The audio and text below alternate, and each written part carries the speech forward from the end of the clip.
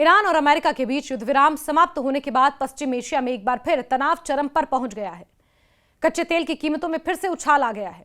अमेरिकी राष्ट्रपति Donald Trump द्वारा सीज फायर खत्म होने की घोषणा के कुछ ही समय बाद अमेरिका ने ईरान के खिलाफ बड़े पैमाने पर सैन्य अभियान शुरू कर दिया है।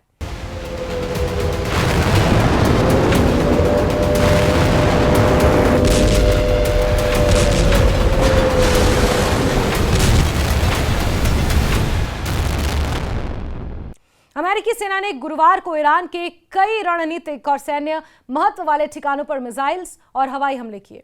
इन हमलों का मुख्य उद्देश्य ईरान की उस सैन्य क्षमता को कमजोर करना बताया गया जिसके जरिए वो हॉर्मुज स्ट्रेट में अंतर्राष्ट्रीय समुद्री यातायात और वाणिज्यिक जहाजों के लिए खतरा पैदा कर सकता है।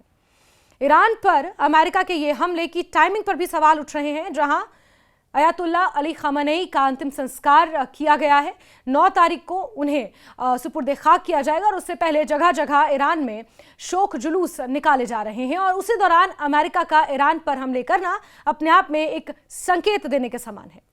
अमेरिका ने यह स्पष्ट किया कि हाल ही में हॉर्मुज क्षेत्र में व्यापारिक जहाजों पर हुए हमले के जवाब में यह कार्रवाई की गई। रिपोर्ट्स के अनुसार अमेरिकी हमलों में उत्तरी ईरान के एक महत्वपूर्ण रेलवे ब्रिज को निशाना बनाया गया जिसका उपयोग ईरानी सेना तक रसद और सैन्य सामग्री पहुंचाने के लिए किया जाता था। इसके अलावा रणनीतिक दृष्टि से महत्वपूर्ण मूसा द्वीप पर भी मिसाइल हमले किए गए। अमेरिका ने ईरान के एंटी शिप मिसाइल ठिकानों को भी निशाना बनाया ताकि समुद्री मार्गों पर ईरान की सैन्य पकड़ को कमजोर किया जा सके। बताया जा रहा है कि सिरिक और बंदर अब्बास क्षेत्रों में कई मिसाइलें दागी गईं जिनसे सैन्य प्रतिष्ठानों को नुकसान पहुंचने की आशंका है। हालांकि इन हमलों में हुए वास्तविक नुकसान का आधिकारिक आंकलन अभी सामने नहीं आया है। अमेरिका ने जिन इलाकों को निशाना बनाया उनमें हॉर्मुज स्ट्रेट के आसपास स्थित बुशहर, बंदर अब्बास, सिरिक, ईरान शहर और कोनारक जैसे क्षेत्र शामिल हैं। इन सभी स्थानों का सामरिक महत्व काफी ज्यादा यानी कि स्ट्रैटेजिक इंपॉर्टेंस काफी ज्यादा रखते हैं ये सारे क्षेत्र जहां पर अमेरिका ने हमले किए।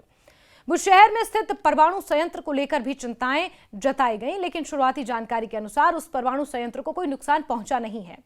ईरान की सरकारी प्रेस टीवी के हवाले से बताया गया कि देश के विभिन्न हिस्सों में कम से कम 10 जगहों पर जोरदार धमाके हुए। वहीं ईरानी समाचार एजेंसी मेहर ने भी कई विस्फोटों की पुष्टि की है। हमलों के बाद ईरान का एयर डिफेंस सिस्टम पूरी तरह सक्रिय हो गया है और कई इलाकों में हवाई सुरक्षा बढ़ा दी गई है।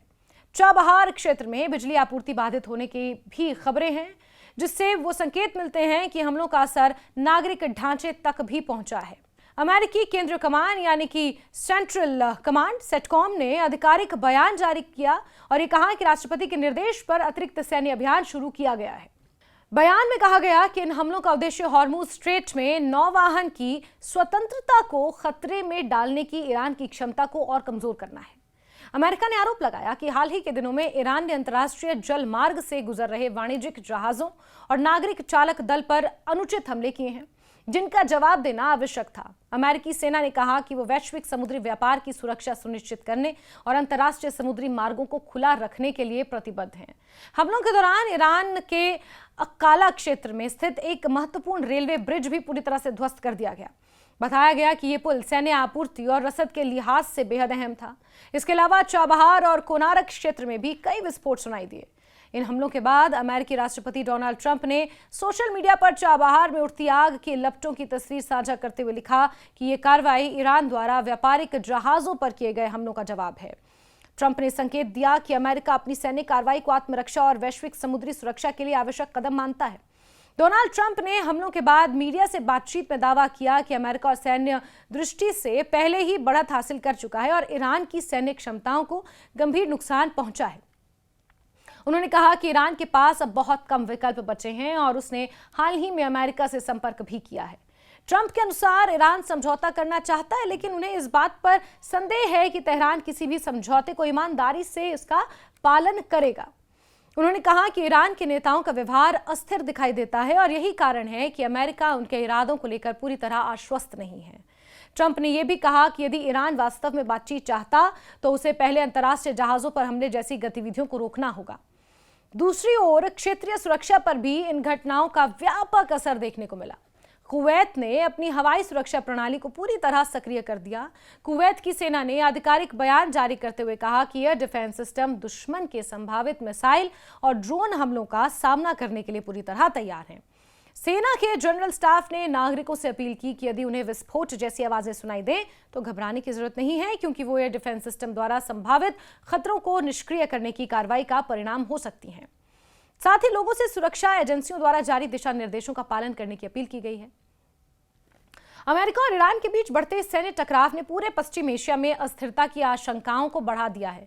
हॉर्मुज स्ट्रेट विश्व के सबसे महत्वपूर्ण समुद्री व्यापार मार्गों में से एक माना जाता है, जहां दुनिया के बड़े हिस्से का कच्चा तेल और गैस निर्यात होती है। ऐसे में इस क्षेत्र में किसी भी प्रकार का सैन्य संघर्ष वैश्विक ऊर्जा आपूर्ति, तेल की कीमतों और अंतर्राष्ट्रीय व्यापार पर व्यापक असर डाल सकता है। यही कारण है कि अंतर्राष्ट्रीय समुदाय लगातार इस घटनाक्रम पर नजर बनाए हुए है। फिलहाल अमेरिका का कहना है कि उसका उद्देश्य ईरान के सैन्य ढांचे को कमजोर करना और समुद्री मार्गों की सुरक्षा सुनिश्चित करना है, जबकि ईरान ने अपने एयर डिफेंस सिस्टम को सक्रिय कर जवाबी तैयारियां शुरू कर दी हैं। दोनों देशों के बीच बढ़ते तनाव ने क्षेत्र में व्यापक संघर्ष की आशंका को फिर से बढ़ा दिया है। आने वाले दिनों में यह देखना महत्वपूर्ण है कि दोनों पक्ष सैन्य कार्रवाई को आगे बढ़ाते हैं या फिर कूटनीतिक बातचीत के जरिए तनाव कम करने की दिशा में कोई कदम उठाया जा सकता है। फिलहाल ये स्थिति बेहद संवेदनशील है और पूरी दुनिया की नजर एक बार फिर से इसी संकट पर टिकी हुई है, क्योंकि ये संकट एक बार फिर से गहराता हुआ नजर आ रहा है।